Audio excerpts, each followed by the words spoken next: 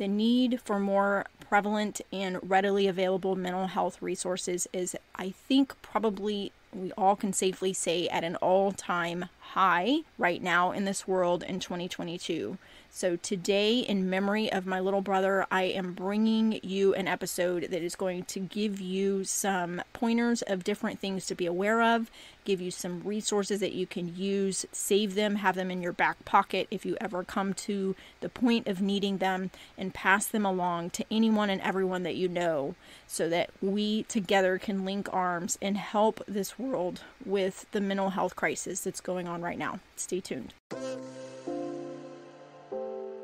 Welcome to your source for tips, tools, and support to help you be that mom that is tuned in and proactive for yourself, your family, and for the wild ride of raising kids in this digital age. Inspired by a mother's love with a relatable, real-life, proud to be that mom flair. This is the Be That Mom movement with your host, Dolly Denson.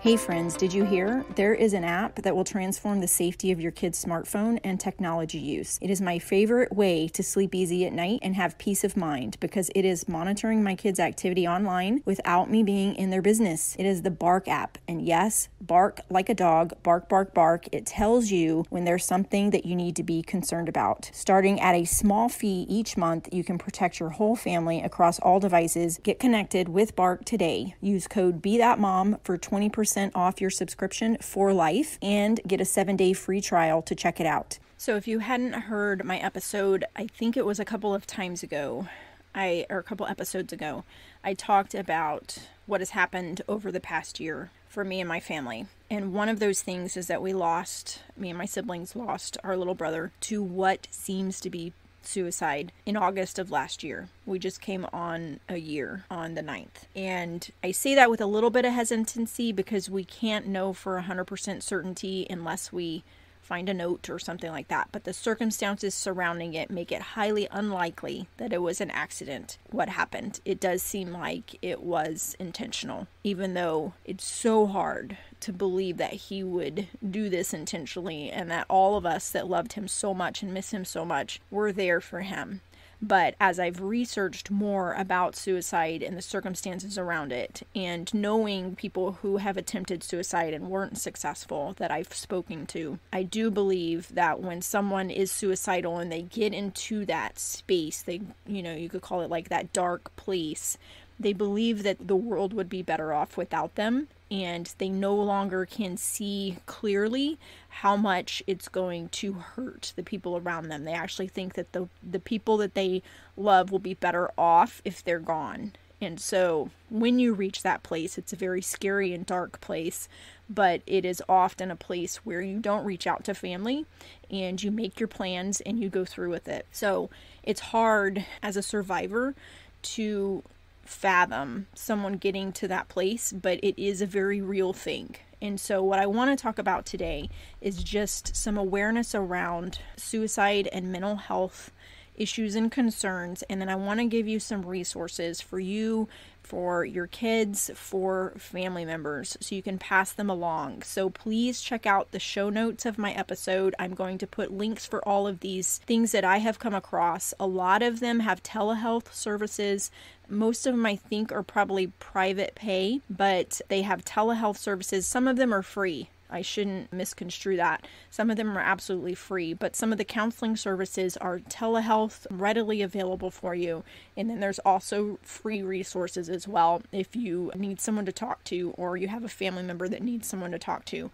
I do have a personal friend who works with some of these services, and she has an education and background in psychology or psychiatry and counseling, and she recommended some of these to me as resources. So I do think they come highly recommended in that space. I am not, however, any type of mental health expert. That is not what my background is as a nurse practitioner, but I am coming to you as someone who lost a family member to this, who has close people to me that have attempted suicide and just have a real and raw pain that, like I've said, in regards to all of the struggles that I've had with my kids and the digital things, I do believe that struggles and challenges are put upon our doorstep for us to use to become stronger or to pay forward as a gift to others. Or at the very least, we have the choice to make them a place where we can serve, where we can help others, to prevent others to have things as hard as we have, or to somehow help them to not be in the same place.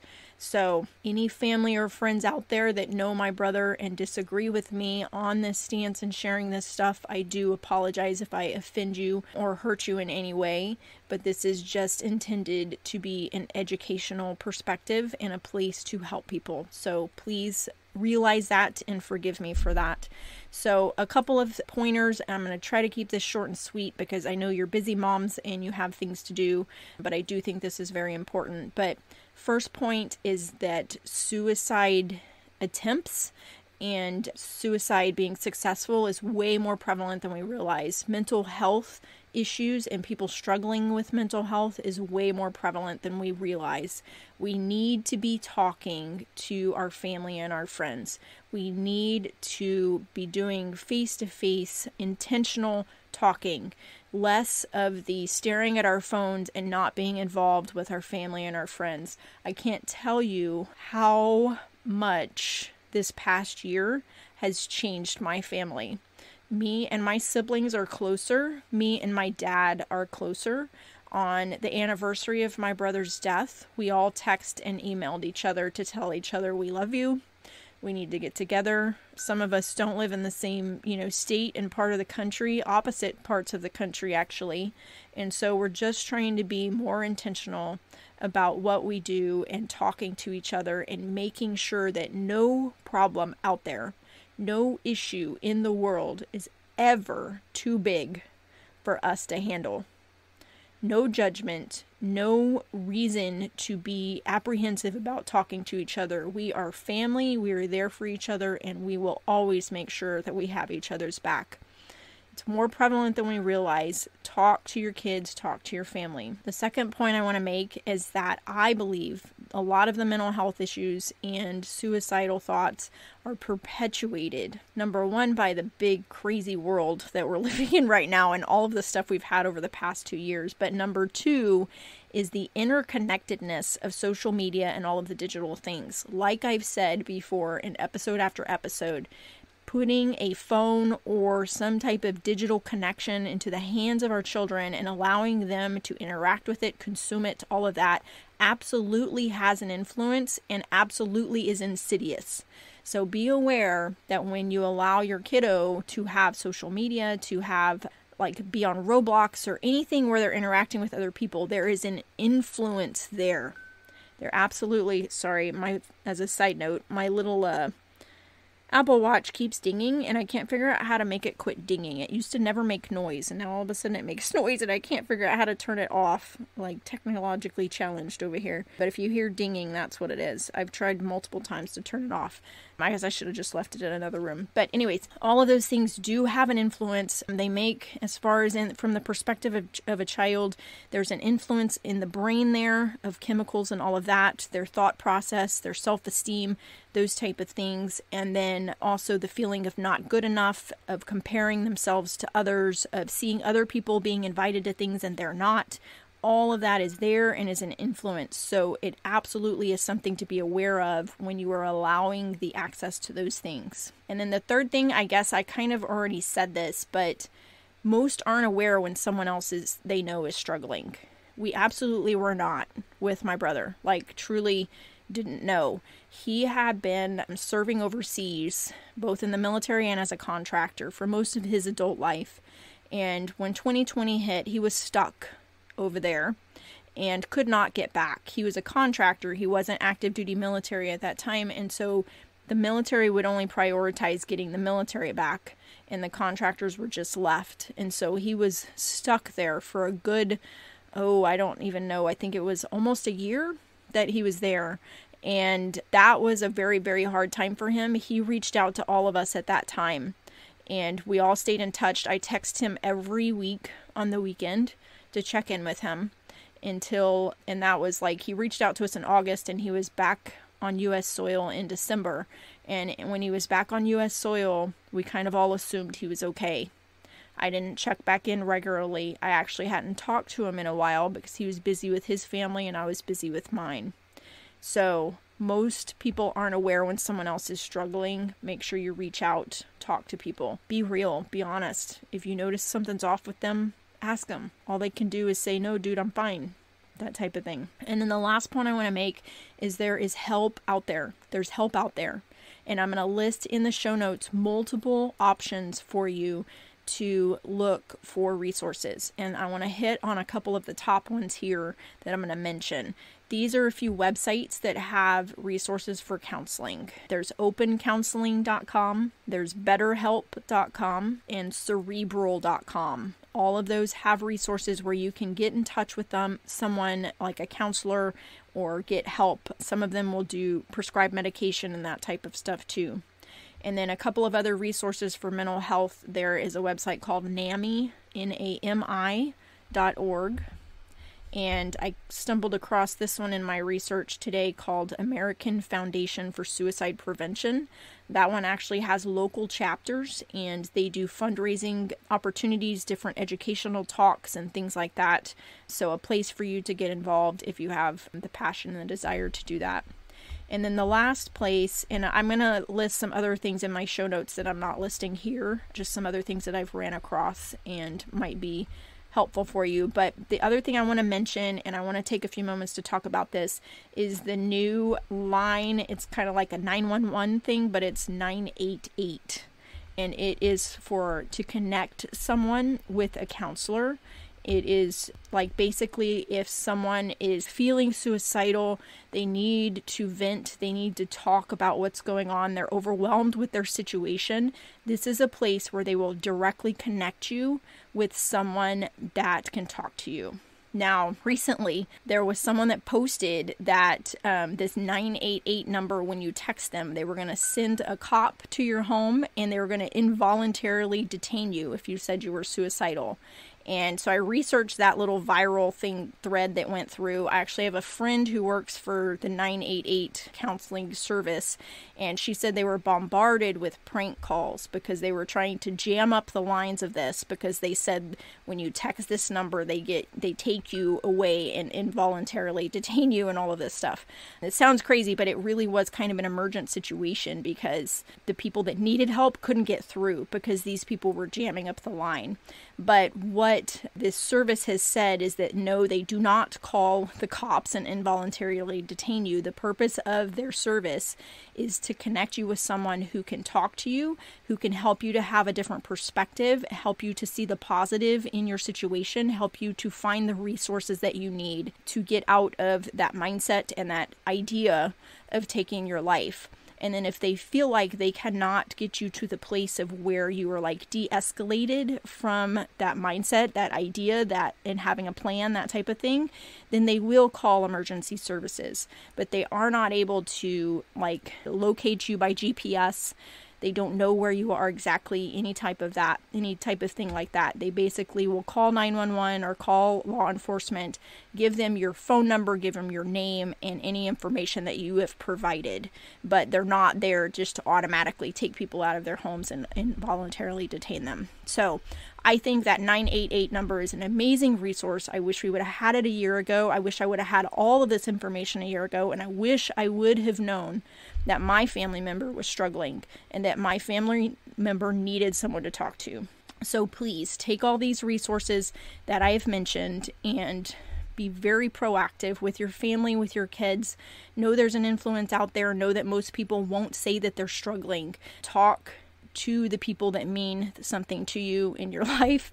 And I don't mean to minimize that, but talk to everybody, be aware that it's an issue. Know that everybody out there right now is probably struggling to some degree and that we need to link arms and help each other. So check out the show notes for those resources that I mentioned, and please share those, save them, share them, pass that 988 number along, put it places, post it on your stories, on your social media, all of that stuff, and share that resource is out there for anyone and everyone that needs it. Okay?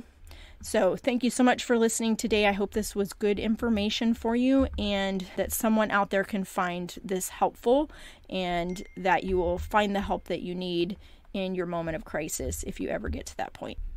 Okay, I was all wrapping this up and about to send it off to my editor and realized that I missed sharing with you probably one of the most important tools that you can have in place if you are having concerns when it comes to your kiddo and all the digital things, and that is adding bark to your village and what you're doing with your kiddo if you're allowing them to have social media and a phone.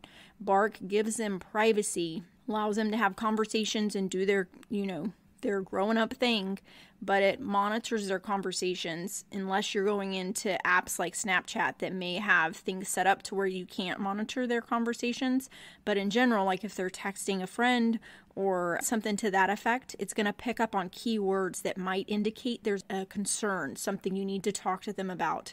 And it will send you an alert and let you know of the things that it picked up on so that you can open up that conversation. So that has to be probably the best tool that's out there right now for us parents as we raise our kids with all the digital things, is to have something in place like that that provides them some privacy, but also picks up on the most important and most concerning things that sometimes can get missed, because I admit it's hard to decipher the moods and all of the things going on with our kids, and they get annoyed with us when we ask too many questions, and just the struggle of, is it just normal puberty and growing up? Is it just a mood swing?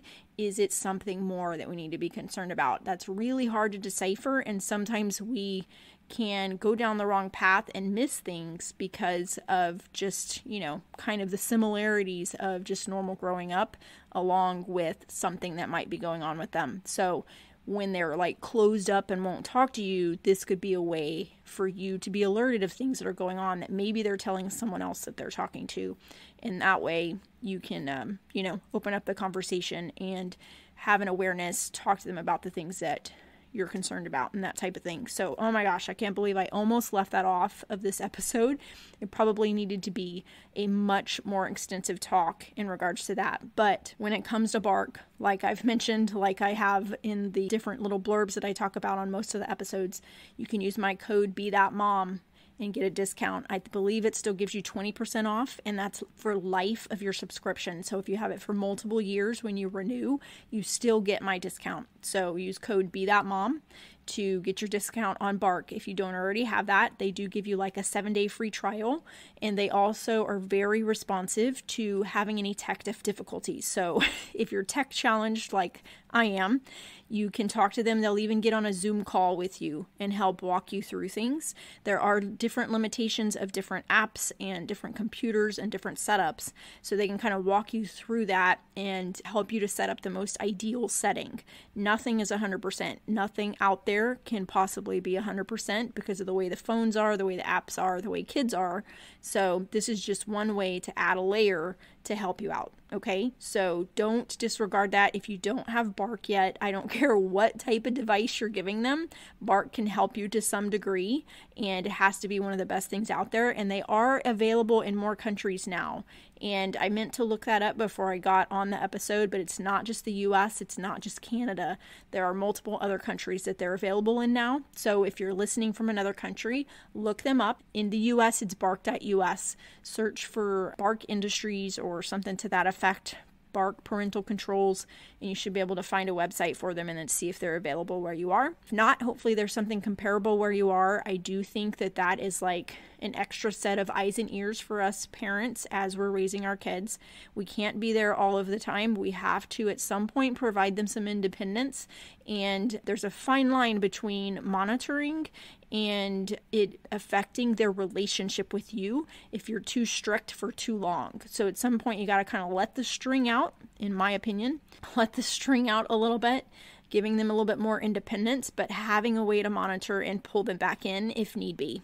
Okay, so nothing's perfect. Like I said before, every child is different, so this is going to look different for every child, every situation. Certainly don't ignore your gut and pull back from all of it if you feel like that is necessary until you figure out the root of whatever it is that's going on that's nagging at your gut. But I do think that bark is an amazing thing. Anything like bark is an amazing thing to provide some independence, allow them to get their feet wet into the world, while also having that safety net that will help you to be your eyes and ears, so that you're not like driving yourself crazy trying to look through text and messages and seeing if they're deleting things and all of that stuff. Okay, so I'm so glad I remembered to add that on. I hope you listened all the way to the end here. I think that was probably the best part of the episode, but thanks so much for listening. I am trying to put out more consistent episodes, but also kind of giving myself some grace with a lot of things that are going on in our world right now that I haven't mentioned here. So thank you so much for listening. Please check out the course that I have coming out. I've talked about it multiple times, but it is your place to have a roadmap and a toolkit to guide you on this path, to give you resources and places to pivot, and then to just give you the layers that I highly recommend and think are essential as we let our kids out into the digital world. Okay, thanks so much. Have a great day. Bye. Thanks for tuning in. Being that mom isn't easy, but together we can be that mom strong. Don't forget to leave a review, connect on social, and join Dolly's free community. Till next time. Holy moly, check this out. If you are a mom that is looking to give your kiddo a phone, but you don't want to open up the world of the smartphone to them yet, check out the Pinwheel phone. The Pinwheel phone is the latest and greatest for dumb smartphones. It gives you absolute control over what they do and who they can contact, and will help them to develop healthy habits around using a phone. Check out Pinwheel at pinwheel.com. Use code BeThatMom10 for a discount.